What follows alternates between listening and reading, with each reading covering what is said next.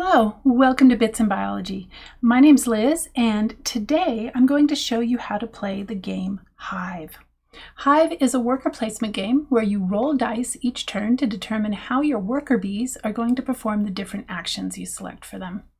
Worker bees not used, that is, dice not used, to perform actions within the hive will go on to gather nectar, building a very colorful hive for you. The tension in the game comes from balancing your actions to guard the hive against the constant threats of nature while leading your colony from merely surviving to thriving. There are 9 difficulty levels of the basic map, numbered 0 to 8. In this tutorial, I will present the rules for level 3 difficulty, but I will highlight the differences for the other levels at the end of this video. As always, there will be timestamps in the description below, so you can skip around if you want to. There are several variants in addition to the difficulty levels, including a 2-player variant, a co-op variant, a cold snap variant, where your bees must face an extreme winter, and a mites challenge, where your bees are threatened by varroa mites, and there's a few others as well. I'm only going to cover the difficulty levels in this video. For setup, you will need 10 regular dice, preferably white or some color that you're not going to be using to color in various aspects of your board, and then 1 other die that you are going to set in the start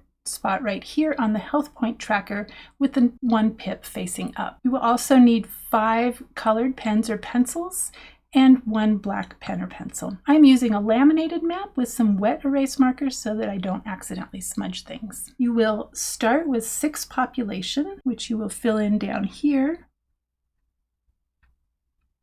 You should choose a color that contrasts nicely with black. You can choose one of the colors that we're going to be coloring in our die faces with. It doesn't matter as long as it contrasts with black, and it'll be clear why here in just a bit. Next, you will color each of the 5 die faces here with a different color.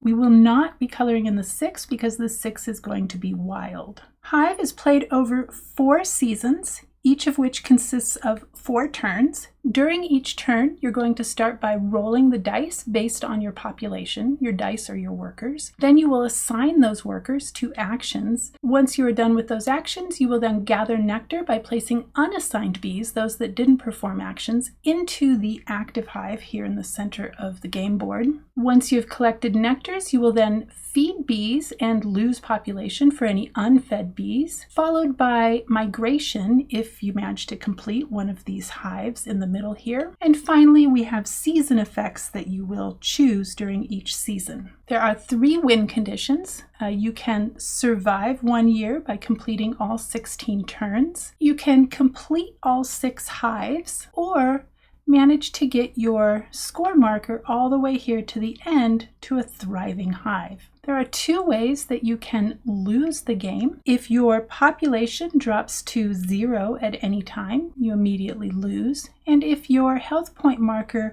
makes it down here to colony collapse, then you also immediately lose the game. All right, let's go through each of the phases of a turn in a little more detail. So the first phase is the refresh phase, where I'm going to roll dice equal to my population number.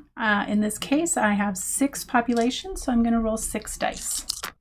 I will then place those dice on actions, and any that don't get placed on actions will come over here to gather nectar. So one of the things I can do is to place a die here in the repurpose action spot. Here I will choose and re-roll dice equal to the number on the die, and 6 is wild. 6 is always wild. So in this case, I'm going to re-roll 1 die. I'll re-roll that 5. Okay. And now I can come over here to my bakery. In the bakery, I'm going to upgrade my bee bread by placing a set of matching dice equal to the bread level that I want to upgrade to. So the way that works is, let's upgrade our 4 bread. Notice that each of these 5 breads, there's numbered 1 through 5, start with level 1 already colored in, and we can go up to level 6. So I'm going to place 2 4s here. 2 4s is going to allow me to fill in the second level of our 4 bread. We'll come back to that in a moment. I'm going to place one of these 2s here. This action spot is the Larval Chamber. we can either come here and tend eggs, or we can come here and tend larvae. We can't do both. You have to choose just one of those. We don't have any larvae yet, so let's tend eggs. We'll come back again, show you how that works. We're going to place this other two down here in the Queen's Attendants action spot. The Queen's Attendants action spot has 4 possible actions, and we'll go through those in detail in just a minute. Let's come back here to the bakery. We've placed 2 4s there, so we go to the color that matches the number 4. In this case, that's blue. And we're going to color in the second level. Now keep in mind that even if I had had 3 4s, I wouldn't have been able to put them here because I had not already colored in level 2. I hadn't completed level 2. So you do have to go in order. So that completes level 2 for our 4 bread.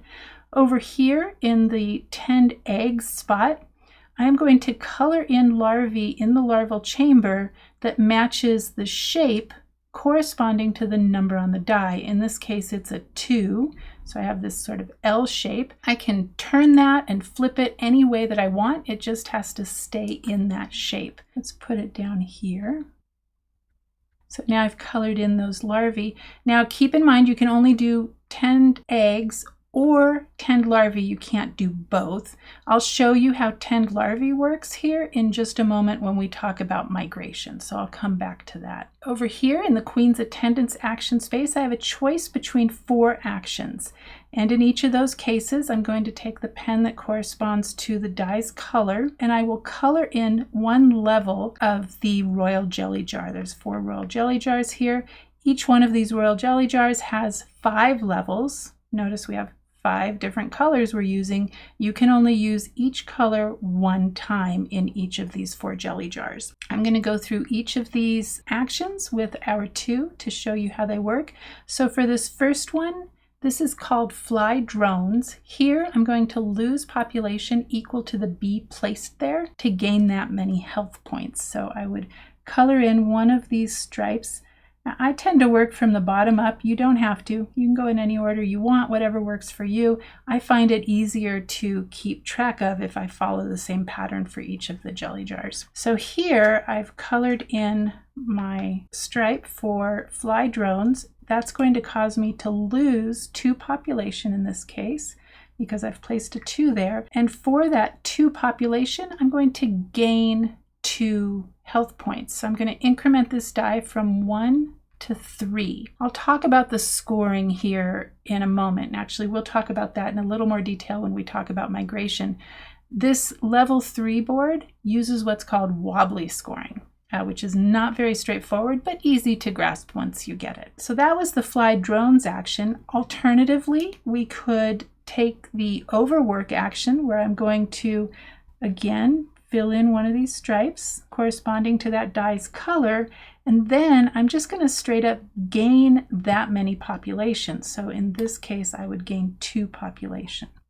Now keep in mind, you can only do one of these actions. You have to choose one of the 4, but I'm just showing you how all 4 of them work. This third one is called dance, because your bees are coming back from gathering nectar and dancing for the other bees to show them where the nectar is located. What this allows you to do is during the gather nectar phase, bees that match that bee's color will place twice as much nectar in the hive. So we do have a 2 over here. We'll see how that works in just a moment. So I'm going to color in this second stripe, and we'll see how that works when we're in the gather nectar phase. This last action that you could take is called convert. Here you will immediately place nectar equal to twice the amount of the bread level that matches that bee's color. Well, I'm going to color in a stripe again. You always have to do that, and remember, you can only do 1 per jelly jar. I come up here, and I'm only at level 1 for my 2, so be it. We would come over here and fill in 2 of the cells in our hive. So we're going to start up at the top. On level 3, on this level 3 board, we have to start in the center, and every other nectar that we fill in after that has to be connected to a cell that's already filled in. So we're going to start in the center. I'm going to fill in 2 cells, not because this is a 2, but because my bread is at level 1, and I'm going to do 2 times that level. So 2 cells. So those are the different actions you can take over here in Queen's Attendants. Once you fill up one of these jelly jars with all 5 colors, you can take one of these bonus rewards. And there are 4 possible bonus rewards. When you take one, you will put a X in that box to denote that you took it. You can only take each one of these one time. I will go through these in just a little bit when we have some more larvae filled in up here, because it will all make a lot more sense, but I'll get back to that. Once we have done all of our actions over here, and you can take these actions in any order. I tend to take them from top to bottom, but you don't have to. If it is better for you to take this action first down here in Queen's Attendants and then do maybe 10 eggs or 10 larvae, then you can do that way. That's okay. Keep in mind you can't re-roll bees that have already been used. All right, now we come over here to gather nectar. This is our 3rd phase of our turn, and any unassigned bees, any bees that were not placed on one of these worker placement spots, will come over here and gather nectar. And the way they do that is according to the number on the die. They're going to fill in that many cells in the hive in that bee's color. So in this case, it's a 2, and we have this green color.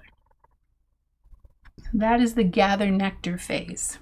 Oh, and actually, the reason I filled in 2 was not because this was a 2. I fill in 1 cell for each die that's over here, but I filled in 2 because remember, I was showing you this worker action over here, the one called dance, where during gather nectar, bees that match that bee's color place twice as much nectar. So again, 1 cell is colored in that bee's color per die that you have out here. All right, so we've covered the first 4 phases of a turn. That is refresh, where you roll your dice, the 2nd phase where you assign workers, phase 3 where you gather nectar by placing unassigned bees into the active hive, and next we are going to feed our bees. And so we're going to do that according to the bread levels in our bakery. So we're going to gather up our bees, and we see that for the 1 bee, we are at level 1, so we can feed that bee no problem. Our 2s, however, we have 3 2s, and we're only at level 1 for our 2 bread. So 1 of those can be fed, but 2 of them do not get fed. We'll see what happens here in a moment. For my 4s, I'm now at level 2, so I can feed both of those. So for any bees I can't feed, I am going to lose population. So in this case, I lose 2 population. Notice there is no bread corresponding to a 6 on the die face, so any 6s you have would also lose you population. The next phase after feeding your bees is migration. So in order to show you that, I'm going to fast forward a little bit to a board that is a little more filled in. All right. In this example, I'm going to show you how migration works. So we are now, according to this board, in turn 4 of the first season. So we're in spring in turn 4. I have already rolled my dice. I've done the refresh phase. I've already assigned workers, and now I'm going to take those worker actions. So here I have 2 5s. So I'm going to take the color that corresponds to 5 and fill in my 2nd level of bread. And then I'm going to come over here. I already showed you how the 10 eggs work. Remember, you would fill in shapes in the larval chamber according to the number on the die face. Here in 10 larvae, I have a 1, so my choices are to circle the first column or the first row. I'm going to circle this first column. And what that allows me to do is a couple of things. I have circled a column that has 2 different colors of larvae, so I can gain 2 health points. I'm going to increment this from a 3 to a 5. In wobbly scoring, we're always moving up on the die, and I move up the health point track if I'm gaining points and down the health point track if I'm losing points. And we'll see losing points here in a minute, I think. All right, so I circle that. Now I have circled 6 larvae that are colored in. And what that's going to allow me to do is fill in larvae here in my active hive, the one that's currently being worked on. So I have 6 larvae. I fill in 6 of these cells over here. And the way that works is I'm going to put a number in the cells I want to fill in that is equal to the number of different colors that cell is adjacent to. So in this case, a 2, I'm going to put a 2 here, and I can't fill in any of these 3 on the edge because they are not already touching cells that are filled in already. So I have 4 cells along the edge here. Now I could now fill in this cell because it's touching a cell that's already filled in, but I don't want to do that, and we'll see why here in a moment. So the reason I'm filling in numbers into these cells is these correspond to the population that I'm going to gain. So here I have 2, 4, 5, 6, 7, 8. I'm going to gain 8 population. This represents moving our larvae from the larval chamber into the hive. They've grown up into working adults. So I'm going to gain 8 population. All right, so that is 10 larvae. I circle a column or row corresponding to the diphase. 6s are still wild, but notice that we do have a 6 column and a 6 row. So you can use 6s to fill those in as well, but you can always use 6s for any of these. Here we have a 4 in our Queen's Attendants action space. So I am going to take the color that matches the 4, and I'm just going to gain population for that. And again, I'll come back to these bonus spots here in a moment because we haven't filled in a jelly jar, but I'll show you what happens when you do. But first I want to finish showing you what happens in the migration phase. All right, I am going to gain now 4 population. I'm going to come over here and gather nectar. So I have 3 3s, and I'm going to fill in all 3 of those in this hive in these 3 cells over here. All right, so I've filled in those 3 cells. Then we're going to come over here to our next hive, and I've got a 2 and a 6. Remember, 6 is wild. So I'm going to take the color corresponding to the 2. Remember, on level 3, I always start in the middle and work my way out from there. So fill in one of my 2s, and I'm going to use the 6 for a 2 as well.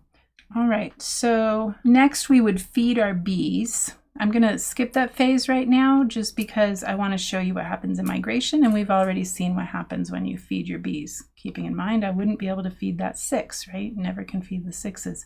All right, over here we have completed a hive and started a new one. This symbol right here is for migration, and it shows that when I do move to this next hive clockwise, which is how you move clockwise through the hives, I am going to lose some population due to migration. This is representing when a hive splits and swarms to start a new hive. And before we do that, we're going to score this hive. So the way that hives score is for each of these colors, I'm going to count how many cells of that color are not touching another color.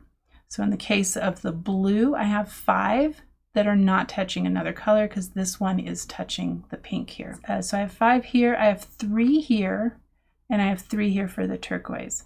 So how I'm going to score this is I'm going to go 5 times 3 times 3. So 5 times 3 is 15, times another 3 is 45. So I did quite well here. And I am going to increment up 45 points. So those out of the way. The first thing I do is I think, okay, how many times does 6 go into 45? And it's going to go in 7 times, which equals 42. So I'm going to have 3 left over from that. So the first thing I'm going to do is go up 7 spaces. 1, 2, 3, 4, 5, 6, 7. That gets me to 42 points gained. Now I'm going to increment up my 3. So I go 1, gets me, if I can find it, to the 6. And then I have 2 more points I have to gain. I'm going past the 6, so I go up another square and go to the 2. And so that's how you gain points. Now, this was an exceptionally well-scored hive. It doesn't always work out that way, so you're not going to be zooming up here. We'll see why in a minute. First, we have to lose population due to migration. We're going to lose population, it's outlined here, according to what season we're in and what level board we're playing. So we're going to lose 2 population because we're in spring. If we were in summer, we would lose 3, in fall we would lose 4, and in winter we would lose 5. So I'm going to lose 2 population to migration. All right, that takes care of our migration. So we've done our first 5 phases of the turn. We've done the refresh where we roll our dice, assigned our workers, and did these associated actions. Then we gathered nectar by placing unassigned bees into the active hive and collecting nectar. Then we feed our bees, that's phase 4. In phase 5, we do migration where we lose population based on the season. And that's for each hive that you complete. I've never completed more than one hive in a season. I'm not sure that's possible, but if it were, if I were to complete 2 hives in a season, I would lose 2 times that number. So far that hasn't happened to me. And then the 6th phase of the turn is where you do the seasonal effects. And so we are in spring. We only have one choice, but if we had choices, we could choose any one of these boxes. Here, we're going to lose 8 health points. So cross that off, and I'm going to lose 8 health points. So this is how we lose points. I always keep my finger where I started because it can get confusing. So we're at 2. In wobbly scoring, which is what we do on the level 3 board, we're going to increment. So we're losing 8. I'm going to increment up 4 to get me to 6. So I have 4 more points I have to lose. I'm going past the 6. So I'm going to go down 1 because I'm losing points, and I'm going to increment that to 4. So again, in wobbly scoring, you are always going up on the die and moving up if you're gaining points, up the health points track, or moving down if you're losing points. Other boards use sort of a more conventional scoring where I would increment up when I'm gaining points and then increment down when I'm losing points, but not in wobbly scoring. We're always going up on the die face and then going up the health point track when we're gaining and down the health point track when we're losing. All right, that is how you play Hive. I will have a solo playthrough up on the channel so that you can see how that plays on the level 3 board. Let's take a look at the different difficulty levels and how they are different from level 3. So in level 0, we will start with 10 population. We will be able to roll dice up to our population number. So this will require you to have more than 10 dice. I can guarantee it because I've played through level 0 and 1, which both do this, and 2 I think also does it. And so I just got this little cube of Chessex dice that was very inexpensive, and it comes with 36 of these little white dice. They're perfect size, but if you have some hanging around, I think the most I used was maybe 14 or 15. I don't recommend using very many more than that because you can start losing too many population. It starts getting harder to score your hives nicely. Anyway, so you would be able to roll up to your population number or less. You can always roll less. This also uses wobbly scoring. So this is our symbol for wobbly scoring here. And here in level 0, we can start in any cell of the hive. So when we color it in, like if I had a 1 that I was placing, I could start it over here if I wanted to. And let's say I had then a 3 that I would fill in. It doesn't have to be adjacent. So that's what the symbol is telling me. So for the 3, I had turquoise. So for the 3, I could put it way over here if I wanted to. So this makes it a little easier to score your hives, more easily at higher scores. So that's the way that works. And then our season, the number of health points that we lose in a season is the same as the level 3. It doesn't start going up till a little later in the levels. All right, that's level 0. Level 1, we gain just 6 population. We can roll as many dice as we have population or less. We do use wobbly scoring. We fill up the hive the same way as we did in level 0, where you don't have to start in the middle and don't have to be adjacent to a previously filled in hive cell. And then losing population due to migration, the same way. The numbers down here are also the same. Those don't start going up till later. Oh, I did forget to explain one thing. Here you're losing 6 points per bread level that is less than 3. So you do have to pay attention to that early in the game. And that's actually starts getting worse as we go up in levels. Okay, so that's level 1. Level 2, you start with 6 population. You can roll dice up to your population number. We do use wobbly scoring. Now we have to start in the middle of the hive, and every cell that you color in will have to be adjacent to a cell that's already filled in. And then we're losing the same number of population during migration. So that was level 2. We already talked about level 3. That's what I did for the whole video. Level 4, we have start with 6 population. We can now roll a maximum of 10 dice, and that is what we had in level 3. So your number of population you have up to 10 dice, and you can always roll less. Here we have wobbly scoring. We start in the middle and can only fill in cells in the hive that are adjacent to ones already filled in. Here in level 4, we're going to start losing half of our population rounded down. So you would count how many population you have, and you're going to lose half of that rounded down. That's level 4. In level 5, we start with 6 population, maximum of 10 dice. Now we're going to use more conventional scoring. I think it's called standard scoring. I can't remember. And in that case, if I were to gain, let's say I were to gain 7 points, I would increment up to 6 for my 5, and then I would go to 2 and move up 1 when I go past the 6. If I were going to lose right now 3 points, I would count down. So here's 1 point lost. Now 2 points lost gets me to the 6. I would move down a square, and then if I were losing another point, this would come down to 5. So in the more conventional scoring, you would increment down if you're losing points and increment up if you're gaining points. And other than that, it's the same. You go up if you're gaining, go down if you're losing. And you are filling in your hive from the center out, and again, losing half your population rounded down. So on each of these levels, they're changing one thing. Let's see what they change on level 6. So for level 6, all of these are the same as they were in level 5. What has changed, so let's move this out of the way. So this is level 6, this is level 5. You can see that I'm going to start losing more bees at the end of the season. Start losing more health points at the end of the season. I'm also going to start losing bees sooner. So this little symbol here says that you lose a population. So this is 2 population I would lose. This one's 3, and so on. All right, so that's level 6. In level 7, this will stay the same. And I can't show you both at the same time because they're on opposite sides of each other.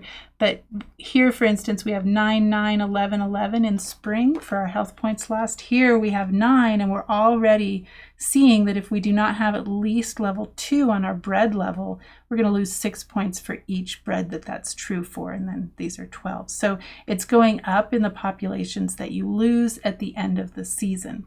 So that is level 7. And then finally, in level 8, again, this stays the same, but we're going to start losing even more bees. So this is level 7 here, and this is level 8. So losing population faster. And remember, one of your lose conditions is getting your population down to 0. So there's a bunch of other variants. On the other side of 8 here, I think this is Royal Summons. I haven't played any of these other variants yet. Here is a cooperative variant. So the maps are the same. The rules will change, or the maps are largely the same. Some of the numbers and the way you do things will change. Our worker placement spots change a little bit in the co-op version. We do have turbo versions. So I have Turbo 1 and Turbo 2. I haven't played these yet, but it looks like you only have 3 turns per season instead of 4. So that would make the game a little bit quicker. This one I'm really interested in. This is the Varroa mites variant. So it will have some things having to do with mites that I haven't read about yet. And then this one's the cold snap variant, where your bees have to face an extreme winter. So, it looks like it's an extended winter. So we have summer, fall, and then we go into winter. We miss spring altogether. So that's that. So it still has 16 turns, but the winter is a little more extended. And then they also have Wasp Wars 1 and 2. Again, I haven't looked at those yet. What else do we have over here? This one is a jumbo version. So there's a version 1 and a version 2 and a version 3 and a version 4 for jumbo. And this is I think this is a co-op Wasp Wars, or maybe it's 2-player Wasp Wars. Can't remember. Wasp Wars, that's co-op with the heart, I think. There's also a 2-player version. I haven't laminated those maps yet because I'm planning on putting player aids on the other side, but here is one of the player boards for the 2-player version, and you would each have that board. And there's scoring boards for the 2-player version.